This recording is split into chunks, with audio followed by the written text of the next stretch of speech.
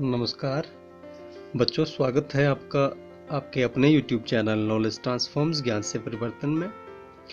तो हर घर पाठशाला अभियान के तहत हिमाचल प्रदेश की जो पहल है, इसके अभियान के तहत तीसरी वीडियो में आपका स्वागत है।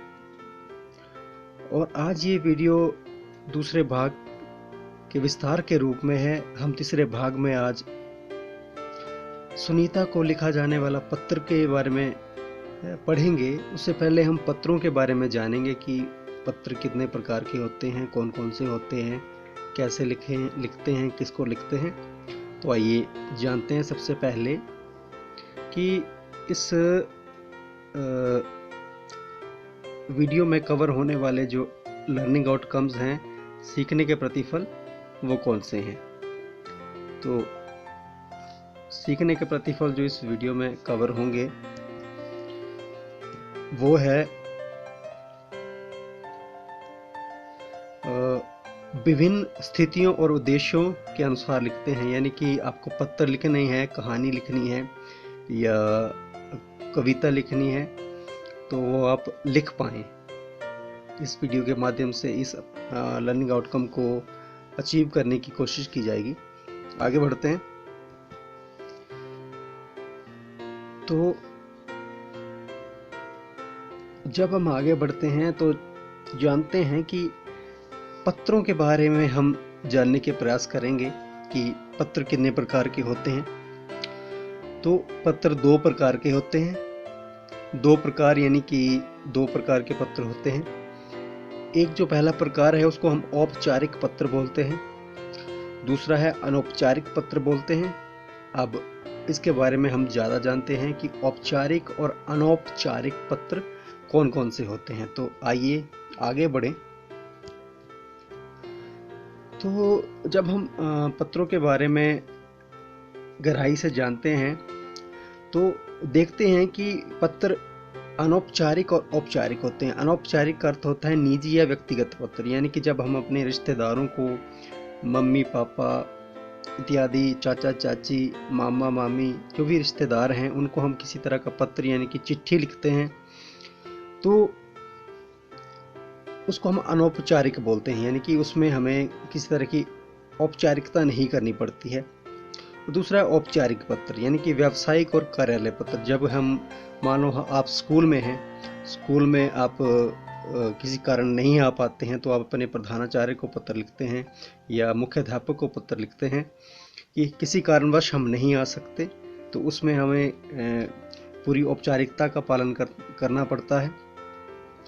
और दूसरी प्रकार के पत्र में हमें औपचारिकता का पालन नहीं करना पड़ता। तो फिलहाल हम इस आने वाले भाग में औपचारिक पत्र के बारे में जानेंगे। औपचारिक पत्र वो जो अपने और अपने मित्र को हम लिखें या परिवार के किसी सदस्य को लिख पाएं, तो उसको हम औपचारिक पत्र बोलते हैं। जो परिचित को लिखा जाता है उसको हम औपचारिक पत्र बोलते हैं। अब आगे बढ़ेंगे। तो औपचारिक पत्र किसी भी कार्यालय या संस्थान से जुड़े व्यक्ति को लिखा जाता है। कार्यालय जैसे कि सरकारी या प्राइवेट कार्यालय, जहाँ पे कोई काम होता है, जहाँ पे लोग बैठते हैं, काम करते हैं, उस संस्थान को लिखे जाने वाला पत्र जो है वो औपचारिक पत्र होता है। या जिनसे हम अपरिचित हैं, जिसको हम जानते नहीं हैं, वो भी औपचारिक पत्र ही होता है।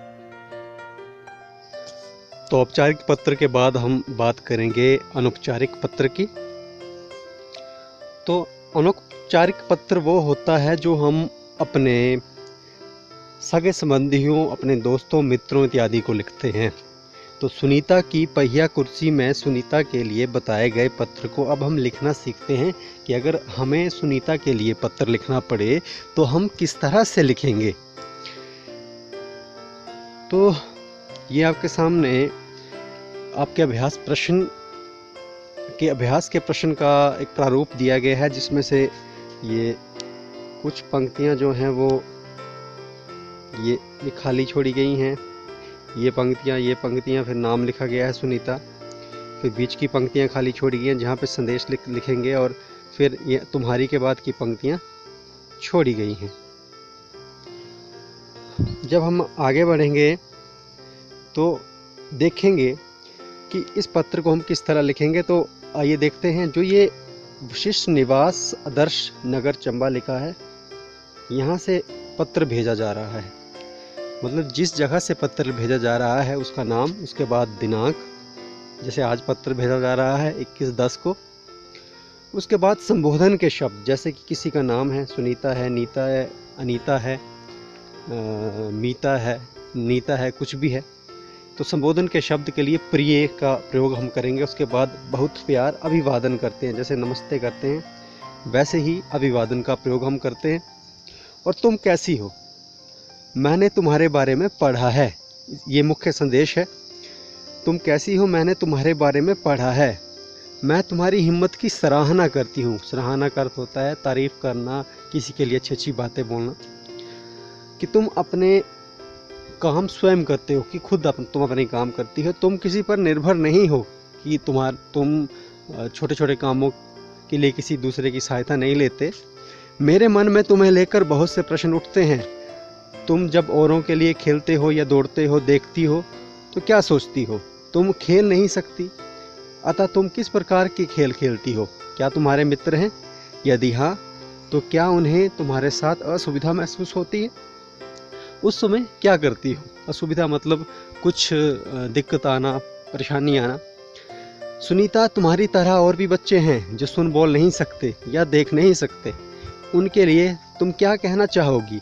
मेरे इन प्रश्नों का उत्तर अवश्य देना। यदि मेरा कोई प्रश्न तुम्हें दुखी करता हो तो तुम मुझे क्षमा करना। तो ये मुख्य संदेश है कि यहाँ बोला गया है कि तुम खेलती कैसे हो, तुम क्या असुविधा महसूस करती हो, अच्छा क्या तुम्हें खेलने का मन करता है, या इस तरह के ये जो प्रश्न पूछे गए हैं ये मुख्य संदेश में।